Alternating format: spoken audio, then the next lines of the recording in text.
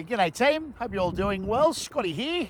I'll tell you what, I'm really disappointed I missed out on the 50th anniversary celebrations, but from all reports, it was a fantastic night. Over 200 people attended, and the big one, you raised over $40,000 for the Royal Flying Doctor. So that's an amazing effort. I heard Greg Ritchie, the great fat cat, did an amazing job as MC. So glad to hear it went very, very well.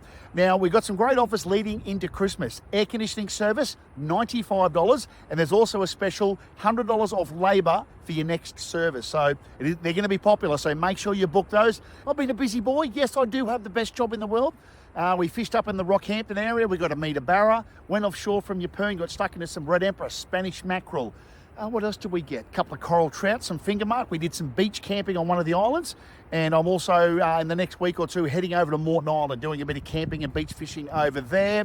Now, that's it from me, but we are going to be doing a couple of special videos, myself and Toddy with the team. So make sure you keep your eyes peeled for those in the coming weeks. Have a good one.